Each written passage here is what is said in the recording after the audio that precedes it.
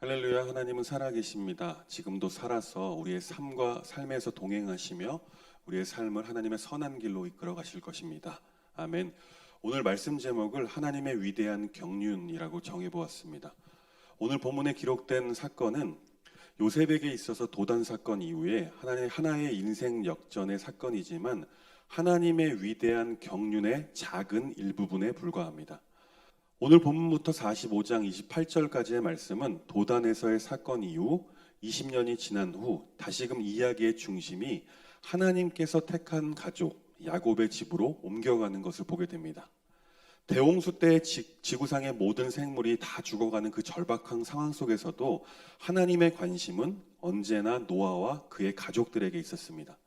이처럼 지금 현재 대기근으로 인해서 온 땅이 신음하고 있는 그때에 하나님의 관심은 늘 가나안 땅 헤브론에 있는 야곱의 집에 있었던 것입니다. 그 증거가 바로 첫째는 성경의 기록이 철저히 이스라엘 중심의 역사라는 사실입니다. 둘째는 그 선민 이스라엘의 역사는 철저히 하나님의 주권하에 있다는 것입니다. 셋째는 하나님의 섭리는 죄 많고 허물 많은 인간들이라 할지라도 결국은 최선으로 인도하신다는 점을 볼 수가 있습니다. 오늘 본문은 요셉이 자신의 감정을 최대한 절제하면서 형들을 시험하는 인간적인 모습을 보여줍니다. 그리고 이어지는 이야기는 요셉 형들이 회개의 행동이 드라마처럼 애국과 가나안을 배경으로 묘사되고 있다는 것입니다. 마침내 요셉이 자신의 신분을 45장에서 밝힌 후에 형들을 용서하고 뜨겁게 화해하는 모습으로 이 드라마의 절정에 다다릅니다.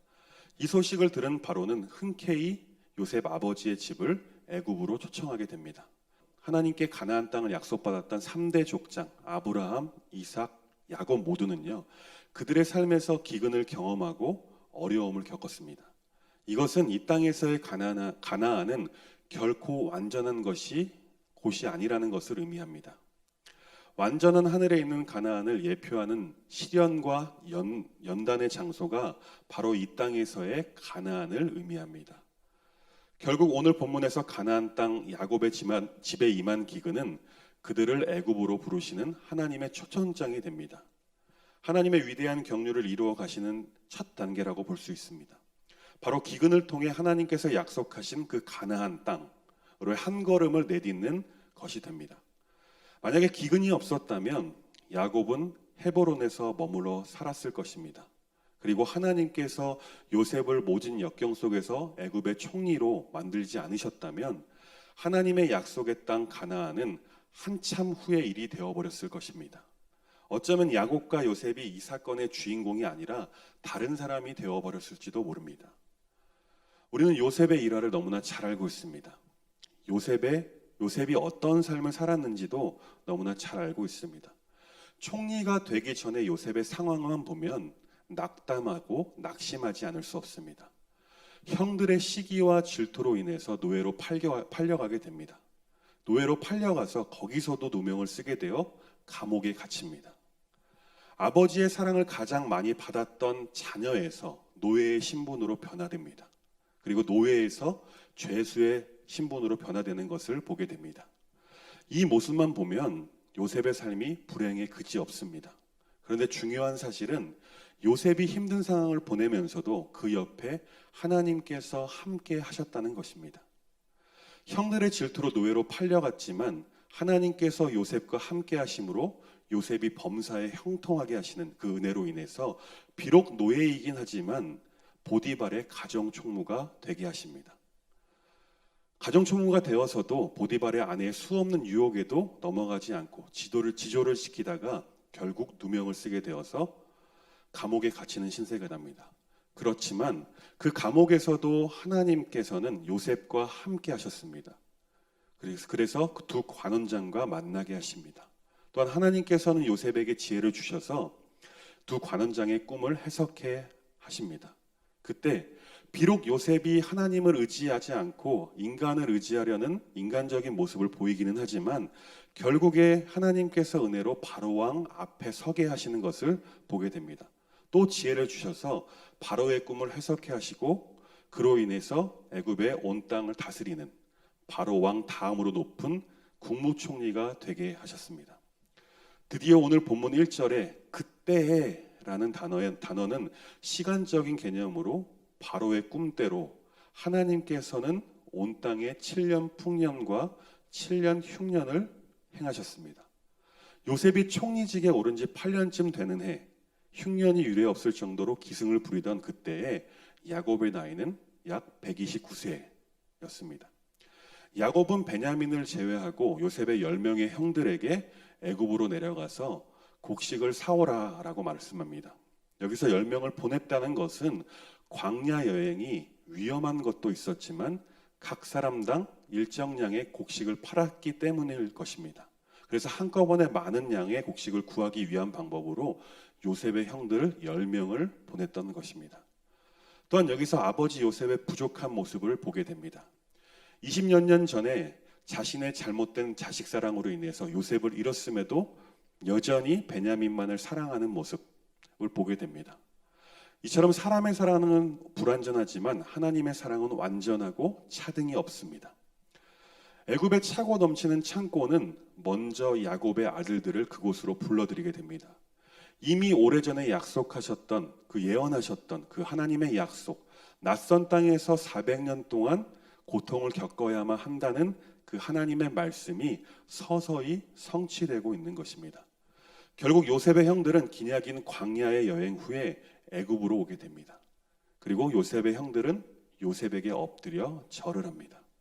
마침내 요셉의 꿈이 이루어지고 있습니다. 그 꿈을 요셉이 기억했다라고 9절 말씀에 기록되어 있습니다. 9절 말씀을 보겠습니다. 요셉이 그들에게 대하여 꾼 꿈을 생각하고 그들에게 이르되 너희는 정탐 꿈들이라 이 나라의 틈을 엿보려고 왔느니라. 요셉은 하나님께서 자신에게 주신 꿈을 생각남과 동시에 20년 전에 도단에서 있었던 일을 기억한 것 같습니다. 형들을 시험하는 요셉의 모습을 보게 됩니다. 아마 제가 요셉이었다면 형들을 용서하지 못했을 것 같습니다.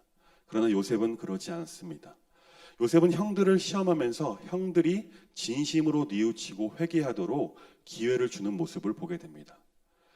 요셉의 인생 역전이 완성되어 가는 모습을 보여주는 것입니다.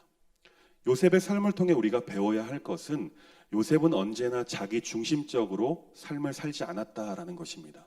그는 언제나 하나님 중심으로 생각하고 행동하고 살아왔다는 것입니다. 그것은 요셉이 두 아들의 이름을 지은 것을 보면 알 수 있습니다. 첫째 아들의 이름은 므낫세입니다. 그 이름의 뜻은 하나님이 내게 내 모든 고난과 내 아버지의 온 집의 일을 잊어버리게 하셨다입니다. 둘째 아들의 이름을 에브라임이라고 지었습니다. 그 이름의 뜻은 하나님이 나를 내가 수고한 땅에서 번성하게 하셨다 함이로다라는 뜻입니다. 이 요셉의 두 아들의 이름을 지으면서 자신의 모든 삶이 하나님의 뜻 안에 있었다는 것, 그리고 하나님의 위대한 경륜 안에 있었다는 것을 스스로 증언하고 있는 것입니다. 그리고 요셉은 꿈을 해석할 때에도 하나님께 영광을 돌리는 모습을 보게 됩니다. 두 관원장의 꿈을 해석할 때에도 또한 바로 왕의 꿈을 해석할 때에도 자신이 꿈을 해석한 것이 아니라 하나님께서 하셨다라고 하나님께 영광을 돌리는 모습을 발견하게 됩니다. 요셉은 언제나 그 중심에 하나님께 향해 있었습니다. 만약 우리가 요셉의 삶을 살았었다면 어땠을까요? 많은 사람들은 작은 고난만 경험해도 하나님을 원망합니다. 그러나 요셉은 그렇지 않았다라는 것입니다. 요셉은 언제나 하나님께서 자신과 함께 하신다라는 사실을 믿었습니다. 우리에게도 이런 요셉의 모습, 요셉의 믿음이 있었으면 좋겠습니다. 우리의 삶을 돌아보면 분명히 하나님께 받은 은혜가 너무나 많습니다. 또 적지 않은 고난도 경험하셨을 것입니다. 여기서 신앙이 미성숙한 사람은 고난에만 집중하게 됩니다. 그래서 하나님께서 주신 그 은혜들을 잊으며 살아갑니다. 그러나 신앙이 성숙한 사람은 하나님의 은혜에 감격하고 감사하는 삶을 사는 사람이 되어집니다. 그리고 자신의 처한 고난에 집중하지 않게 되어집니다. 그 고난을 이기게 하실 하나님께 집중할 수가 있다는 것입니다. 그리고 그 고난을 어떤 방법으로 하나님께서 이기게 하실까라는 마음으로, 또 설레는 마음으로 하나님께 감사하는 삶을 살 수가 있다라는 것입니다. 하나님께서는요, 요셉이 모든 삶을 사는 동안 자신에게 집중하는 것이 아니라 하나님의 위대한 경륜을 바라볼 수 있는 그 영안을 허락하셨습니다. 바라기는 우리 모든 법판의 성도님들은 요셉과 같이 언제나 하나님만 바라볼 수 있는 이 성숙한 믿음을 소유할 수 있길 간절히 소망합니다. 사랑하는 법판의 성도 여러분, 우리가 우리의 시선을 우리에게 고정하게 되면 우리는 우리의 삶을 보고 일희일비하며 살 수밖에 없습니다. 그러나 우리의 시선을 하나님께 고정하고 하나님의 위대한 경륜을 인정하게 살게 된다면 일희일비하지 않고 모든 것을 하나님께 맡길 수 있는 그 삶을 살게 될 것입니다. 우리의 삶에 일희일비하지 않고 날마다 기쁨을 누리며 살길 원하십니까? 그렇다면 우리 구주 예수님만 의지하며 살아가시길 바랍니다. 우리의 삶의 주인이 내가 되면 감사하며 살 수 없습니다. 기쁨을 누리며 살 수 없습니다. 그러나 우리의 삶의 주인이 하나님이심을 인정하며 살 때 우리는 날마다 하나님께서 주시는 기쁨으로 삶을 살게 될 줄 믿습니다. 찬송가 542장 구주 예수 의지함이라는 찬송의 가사를 보면 구주 예수 의지함이 심히 기쁜 일일세라고 고백합니다. 또한 구주 예수를 의지하면 죄악을 벗어버린다라고 고백합니다.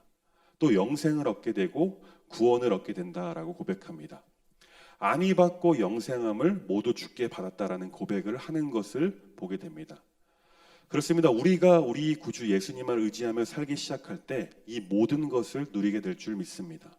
바라기는 하나님의 위대한 경륜을 인정하고 우리 주님 예수님께 모든 것을 맡기는 삶을 사는 우리 모든 법판의 교우님들 되시길 간절히 소망합니다.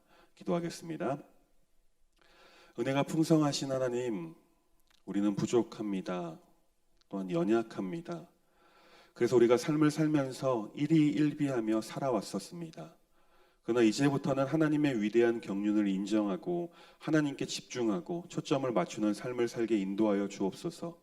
또한 구주 예수님께 모든 것을 의지하는 삶을 살아낼 수 있도록 하나님 인도하여 주옵소서. 요셉의 삶을 이끌어 가셨던 하나님, 우리의 삶도 인도하여 주옵소서. 우리의 삶을 선한 길로 이끌어 주실 예수님의 이름으로 기도합니다. 아멘.